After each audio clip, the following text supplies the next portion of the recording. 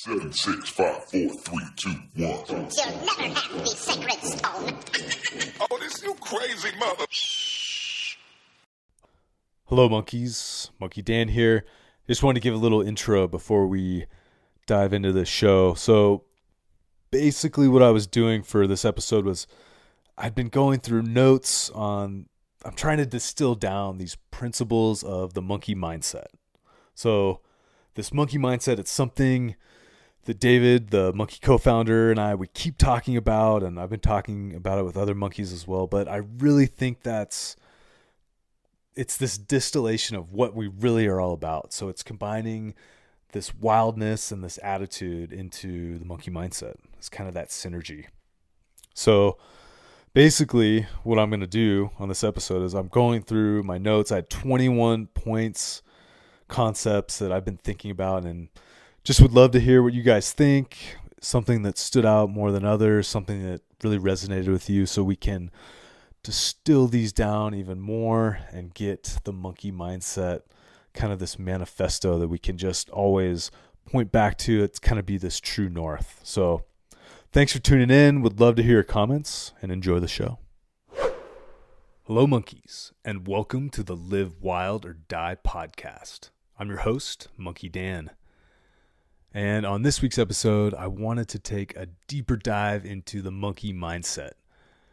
And I've spent a lot of time recently, I'm just trying to distill these principles of the monkey mindset, what it is, and be able to communicate these ideas much more clearly and just have a deeper conversation with the monkey family and the monkey community.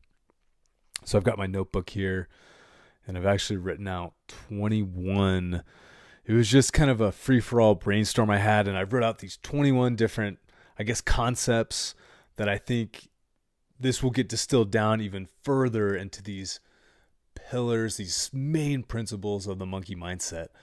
And, it's so funny. It's one of those things that when I think of something or I see something or I read something, I can go, yes, that is what I'm talking about. That is the monkey mindset.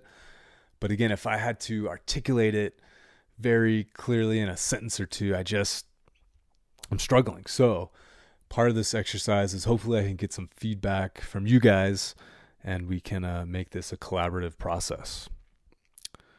So I'm just going to go down the list and I'll maybe explain each one a little bit more if it needs it, and we can go from there. So the first thing I have written down, and before I start, these are not in any specific order as far as importance, anything like that. This was kind of a free-for-all brainstorm.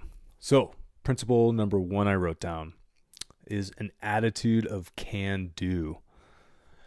And I think I chose this because I recognize this in myself a lot, especially on things that I'm interested in, things I want to do. I'm going to find a way to make them happen. And maybe that's just, it's a mindset thing that is innate or it's something you can develop. But I know that if there's something, again, I'm really interested in or passionate about, if there's a roadblock or some sort of obstacle in the way to achieving that or training for that particular goal, whatever it may be, I've noticed that over the years I'm able to circumnavigate these obstacles and always find a way forward, even if I've failed a few times along the way. So that can-do attitude, I think, is definitely high up on the list for being a principle of the monkey mindset, and it happens to be the first one we discuss. Number 2, make movement a priority. And I noticed, the modern world definitely makes movement challenging, especially outside of the traditional movement practices as far as going to the gym, running on the treadmill, using weight machines. I don't think actually traditional is the right word for that. Probably the better word would be the mass market. Main mode of movement is, like a 24-hour, just that big box gym where everything is a machine, more or less. There's free weights as well, but it's this special place you have to go. And other than that 30 minutes or an hour, or however long you happen to be there, you pretty much are quite sedentary. And I know when I'm like traveling at the airport, it's seeing these huge lines of folks going up escalators when there's stairs. It's, it's like 2 flights. It's not a big deal. But I think it's just all those little opportunities for movement, they aggregate throughout the day and ultimately a lifetime to either benefit or degrade one's health. So I think if you can just shift your mindset into making movement a priority, and it might make certain things inconvenient or uncomfortable, but again, if you can make it a priority, then you don't necessarily have to go to this special place for an hour. It's just a natural part of your life. And point number 3, I think, fits right into this. So point number 3 is create an environment conducive to movement. And so at it's actually still the Monkii HQ. I've got a pocket monkey set up and an isocore set up about 15 feet from my desk. I stand at my desk, and I've also, if I'm doing anything, I'm typically doing our social media stuff. So if I'm doing an Instagram post or responding to a message, I'll drop down into a squat or maybe do some lunges. If I'm on a call, I'll head out the front door, walk around this little business park I'm in. And actually my David, who's the Monkii co-founder, we've done calls where we both will go out on a run. So I'm out in the semi-wild here in Colorado. There's great trails in the Front Range. I'll go out for a run or a hike. I'm able to do this, more creative, brainstormy call with David and not have to be, sitting inside. And at home, it's the same thing. So I've got a pocket monkey set up on the door right when I come down the stairs in the morning. It's super easy to grab it, do a few reps. I've got different kettlebells and dumbbells laying around. We have a mat that I pretty much leave out in the living room. It's just really easy throughout the day to do all these little micro workout sessions, and I don't have to change clothes, anything like that, which that's a great segue into note number 4 here, which is dress in a way that allows you to move more. And I know I'm in a fortunate position where I don't have to dress up necessarily for my job. Typically I wear kind of an athleisure-esque outfit, joggers, shorts, and a Monkii t-shirt. And I always wear athletic shoes, so it's super easy to, whether I'm going to the store after work, I can run the 200 yards from where I park to the front door. It's super easy during the day to just go out for a quick half-mile jog just to kind of clear my head, get my heart rate up a little bit. I can, again, doing those little micro workouts throughout the day. It's so much easier if you have pants that you can squat below, parallel in, or a shirt that allows you to raise your hands overhead. So I know it's not easy for everyone, but if you can just, I don't know exactly what it is off the top of my head, but any way you can think of to dress in a way or wear footwear, anything that allows you to just move more, at least be less of a barrier to movement. Okay, point number 5. So it's exercise/training is built on top of necessary movement. All right, so this I think needs a little more explanation. So the necessary movement is kind of like this baseline level of activity that you need throughout the day to build upon any more advanced training.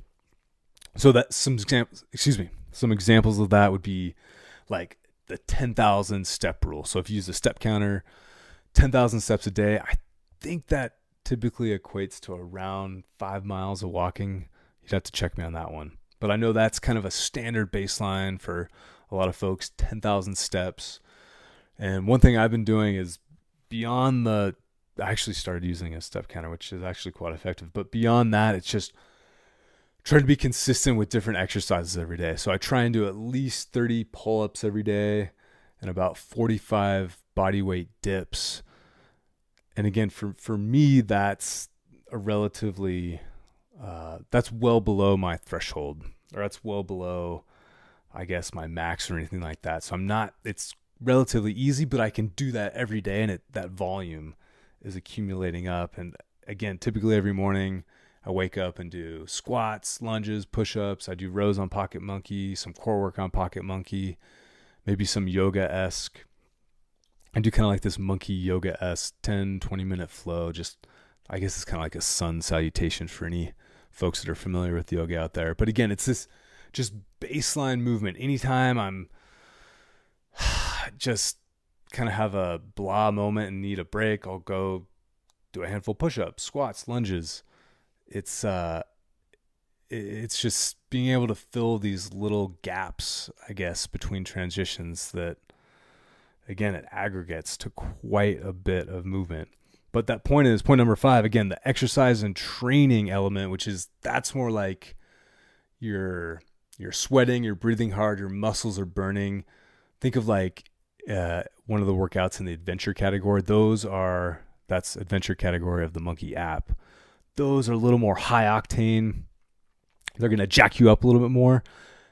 But my point is to do those well and to get, I think, the most benefit from those focused, more high intensity training sessions, you need to be building that upon this foundational baseline of movement.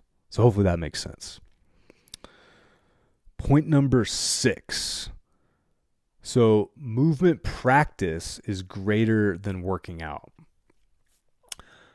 So I think what I was thinking when I wrote that was, it's pretty easy for someone to just kind of, I'm going to work out. I need to work out. I haven't worked out in a while.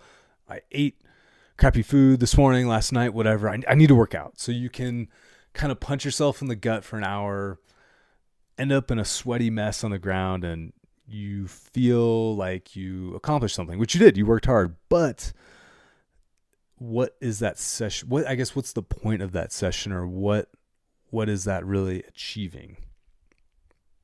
Whereas I think a movement practice is more of this, it's part of a bigger picture, and it's part of getting better. So when I think of this workout session, at least in my notes, how I'm thinking about it is this single workout session where you're just going as hard as you can, and it might not even be about physical improvement. It could be punishing yourself even for making poor health decisions. Versus a movement practice, you're getting better, you're getting stronger, you're getting faster, you're improving your aerobic capacity. I think that's really what I'm trying to say with that point. So we'll move on. Point number 7, spend as much time outside as possible. And man, I used to work outside basically all summer long. So I was a wilderness ranger for 3 seasons. I was a wildland firefighter for 2 seasons. Every day you're outside, majority of the day. And then, I was living in these beautiful areas. So even after work, I pretty much was doing the same thing, hiking, running, going out on the lake, climbing, whatever it was. So I was outside a ton. Now I do a lot more computer work, and I don't spend as much time outside. And I think it definitely, I'm certainly not depressed, but it certainly doesn't, I feel, I guess, less connected to the natural world and the natural world. Let me work on my pronunciation there. I feel less connected to the natural world, and there's something about just that in the fluorescent light all day. I feel this funk. So spending as much time outside as possible, I think that's pretty self-explanatory. There's tons of science and studies that have come out about the benefits of being outside for just stress and depression and all these different things. So get out there. Doesn't matter. You don't have to, go to a national park every day, but even just going for a walk around the neighborhood, going to a local park, anything just to get outside, some natural sunlight, fresh air. There's so much good that comes from that. So point number 8, expose yourself to discomfort regularly. So, honestly, what inspired me to write this is this emergence of kind of the Wim Hof method and the ice baths and all that. But it's something that, I've been doing for quite a while. I remember all through high school, I went to a high school where sports were pretty, it was a pretty competitive, pretty intense sports school. But we would do ice baths before games. This was in like 2002, 2003, 2004. But, I think what I personally really got from it was it's this mental hardening and this mental toughness. And then, extrapolating that out over the years, it could be climbing a peak, could be or hiking a peak, really, climbing a big wall, going on a long bike ride. It could be traveling, anything that is difficult or challenging where you have to be creative, problem solve, or just be able to keep putting one foot in front of the other for an extended period of time.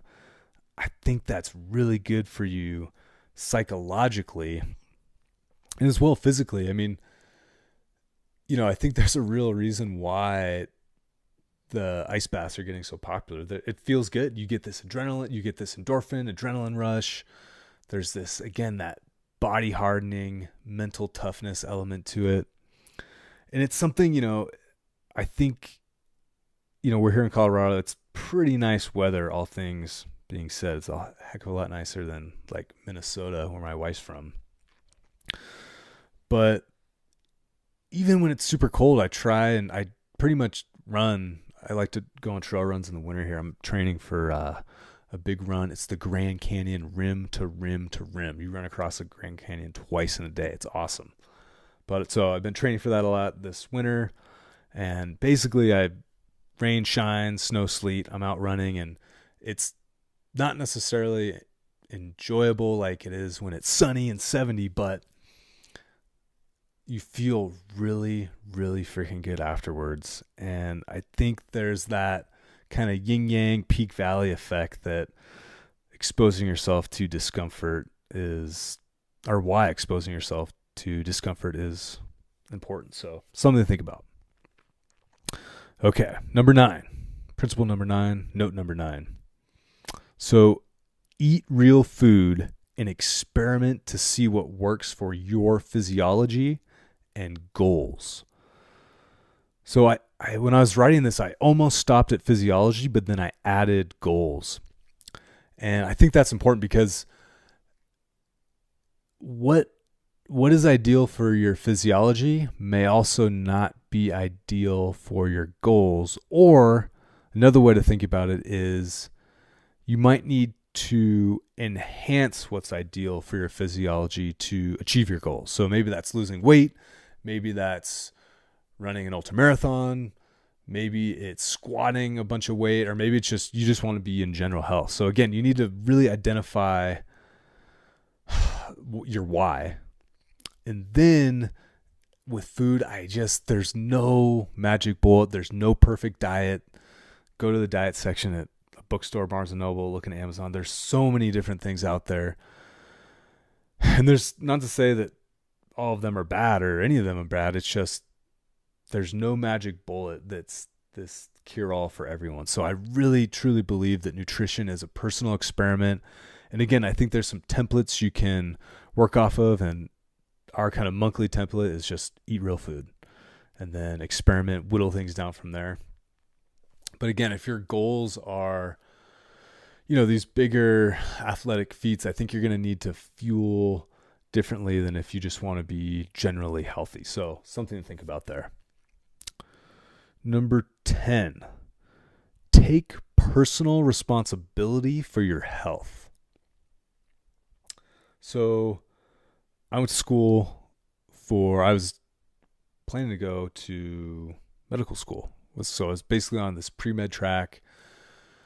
My degree is human science. It was basically very human biology focused. But what I think reflecting back is pretty much 90 to, I almost said 99%, but definitely above 90% of the stuff that we learned was more disease treatment than it was health promotion and or disease prevention. So I think Western medicine is very good. I think it's especially good at treating disease. What I think Western medicine, or where I think Western medicine is a little less than, well, I think where they're weak, to be honest, or where Western medicine is weak, is in health promotion, disease prevention. And there's a bunch of reasons for that I don't have good answers for off the top of my head right now. But I think just knowing that conceptually, I think that can empower you as an individual to start to just take responsibility for your health. There's tons of information out there at the tip of your fingers, literally, with smartphones now, but there's so much information out there, whether it's the latest studies on nutrition, latest studies on health and exercise. There's all these different things. There's all these kind of alternative, they're still called alternative, but hopefully they'll become mainstream a little bit more. But there's these great thinkers out there that, they, not to say that 100% of their ideas are awesome and perfect and totally correct, but they're definitely thinking differently and at least questioning some current practices. So I think if you're able to think outside the box a little bit, do some research on your own and educate yourself, you can really take a lot of your health into your own hands and just not be reliant on the system, quote unquote. So I know we're looking at healthcare right now, and it's crazy. I just can't believe how much the cost of healthcare has gone up. And gosh, since I graduated college, so this is like the last decade. It's just crazy. So I think the best thing to do is not need it. So take responsibility, take care of yourself, prevent disease, promote health. Okay. Point number 11. I have simple works / stick to the basics. And then underneath that, I've got just 5 things. So squat, lunge, push, pull, and plank. And I think especially in the fitness industry, there's always this kind of pressure to release a new program or a new product, a new concept, a new whatever, where I think the folks that are the most successful in their fitness, they stick to the basics. So off the top of my head, specifically thinking about our products, Monkii bars, Pocket Monkii, the best exercises, or what those really allow for, are these extrapolations and different varieties of squats, lunges, all kinds of different exercises or exercise variations of pushes, tons of different ways to pull, and then tons of different ways to plank. And I think if you stick to those basics and don't worry about getting too fancy, I think that's really going to be the secret to long-term success versus jumping around from fad to fad or the latest and greatest. So stick to the basics. Don't overthink it. Okay. Point number 12. Dang, we're over halfway now. So point number 12, be prepared to, I said, practice or move. Well, it's really be prepared to practice / move and train in any environment. So thinking about that, I don't know why this always comes back to me, but when I was in college, I remember we went up to my grandma's house. It's up in Northern California. It's on a river. It's beautiful. And I was trying to stay in shape still I had my college strength conditioning program. She doesn't have a squat rack and all that in her garage up there, unfortunately. But I got creative. So I remember doing pull-ups on these redwood trees. They have great branches for that, by the way. And squatting rocks, going for runs, all these things. And then taking that out into the wilderness. I basically built this all-natural wild gym when I was a wilderness ranger. And so I think that be prepared is twofold. One, it's being prepared from a mindset standpoint. And two, it could be prepared for an equipment standpoint. So my wife and I, this would have been 2 summers ago, we were on the road for like 8 weeks. And during those 8 weeks, I basically trained 100% with Monkii bars and used a few other things, used some logs, used some rocks, but simple things like Pocket Monkii or Monkii bars, great things to have to allow you to be prepared to train in any environment. Okay, so point number 13, allow your body to adapt to training / exercise. So I got to give credit where credit's due. So I was listening to Kelly Starrett. He's kind of this he's a doctor of physical therapy, this mobility guru, really. Super smart guy. If you haven't checked him out, definitely look him up, especially if you have any sort of injuries or mobility, flexibility issues. Tons of content out there. I think he filmed a video every day for like a year. So check him out. But he brought up the concept of, he compared adaptation to recovery. And I think adaptation is a word I really want to adopt to be my own. But point number 13 is allow your body to adapt to training and exercise. So we've got this baseline of movement activity we're talking about, right? And then training, exercise is built on top of that. To adapt to that training and exercise, you need to allow your body to do that. So that could be done a few ways. 1, eating properly. 2, I think sleep is a huge one. And when I heard him talk about this adaptation, I was thinking back to college where, as a college athlete, we were training, probably 20 to 30 hours a week. And that's between stuff on the field, stuff in the weight room, time in the training room afterwards, stretching out, rolling, all these things. So it was a ton of time. And then on top of that, you're stressed from school, you're not sleeping well. So all that, I think, I remember just, about 2/3 through the season, I felt like I couldn't get into like fifth gear. I just felt stuck.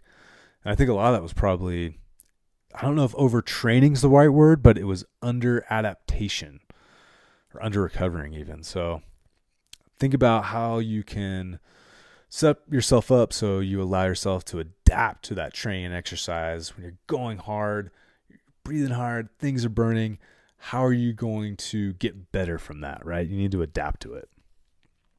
Okay, point number 14, join or create a tribe. And this is something that I think for a long time I thought of myself as kind of this lone wolf-esque mindset, or having this lone wolf-esque mindset. And, when you're a wilderness ranger, you work alone a lot. Not necessarily the whole time, but I spent significant amounts of time working alone in the wilderness. It was a very isolated job. And I was doing this in my 20s, and reflecting back, it was awesome. But, at the same time, it's like, I really think I missed out on time with friends and family and all that. So, now I have a wife, we have a child, and I work alone most days. So I've been trying to make a better effort to meet up with friends regularly, carve out that time to have that community, have that tribe. And I know 100% I always feel better after, whether it's meeting up with buddies to go for a run, go climbing, work out, whatever it is. I always feel better after that. And I know there's real benefits to that. So join one, or if you can't find one, create one of your own. And let us know if you need help. That is something, we've been talking about on our side as, Monkii elders, leaders of the Monkii Society. How can we help foster this family, this tribe of monkeys? Okay, point number 15, maintain a source of inspiration and motivation. So I've actually overdone that a lot, I think, in the sense of, so I think inspiration and motivation is a little different. So inspiration doesn't necessarily get you out the front door, but it gets you thinking about it. Motivation is what actually gets you out there doing whatever it is you were inspired to do. So for me, that's, it's looking at the last few years, I've been interested more in big climbs or these kind of endurance challenges, whether it's riding a bike and climbing a peak or doing a long hike. It's that reading people's stories of how they did, or just reading these awesome endurance stories.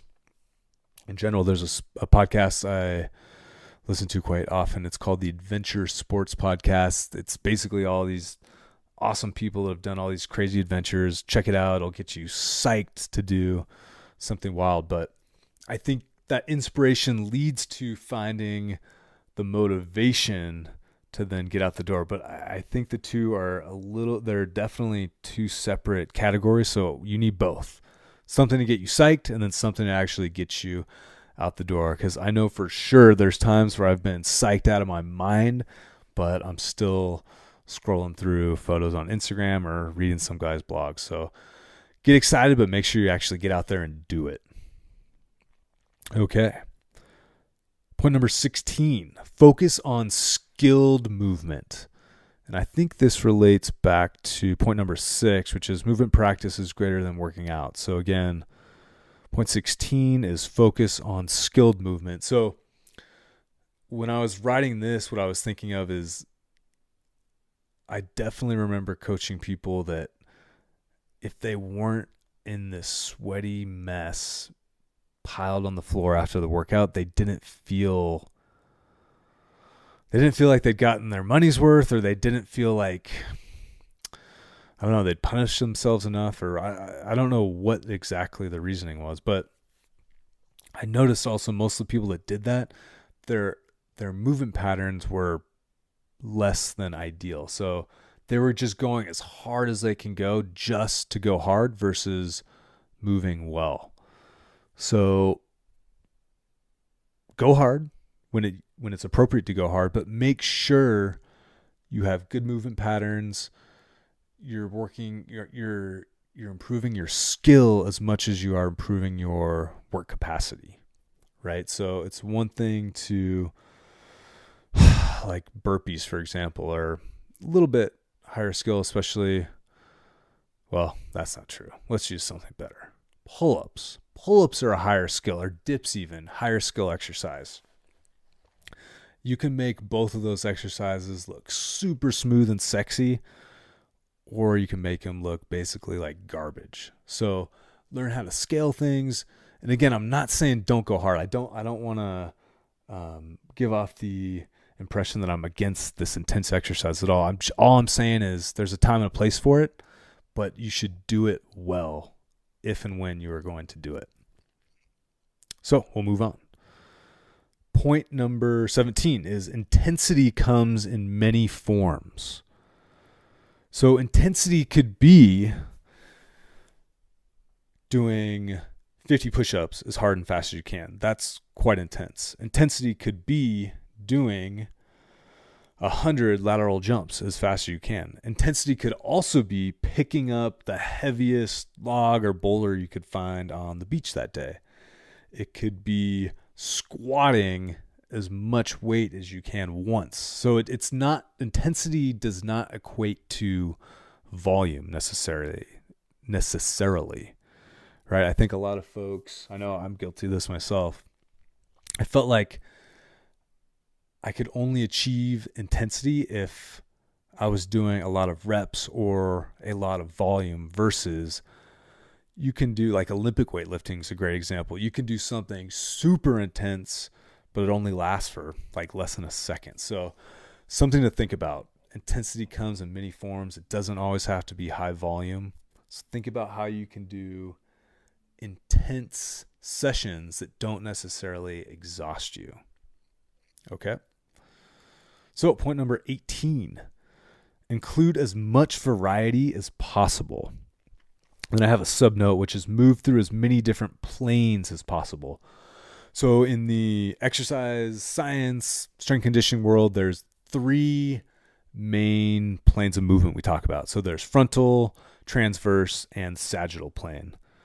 So frontal plane, think moving like side to side. Transverse plane, think about moving forward and back. Sagittal, think about rotation. Okay. So most of the stuff we do is typically frontal and transverse. So it's very linear, north, south, east, west. What we don't do a lot of is work in the sagittal plane.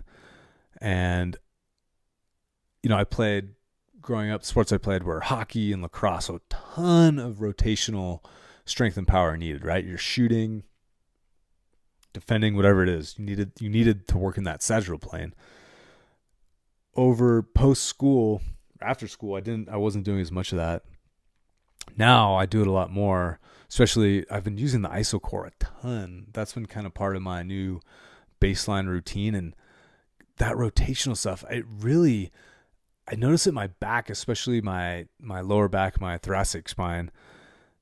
It's just there's like a loosening or a lubricating. I noticed doing these twisting actions, and they're not super intense. They're very slow and controlled, but it really does feel good. So maybe a better point for 18 is make sure to treat each movement plane equally and don't get stuck into one or two. Make sure you're hitting all three.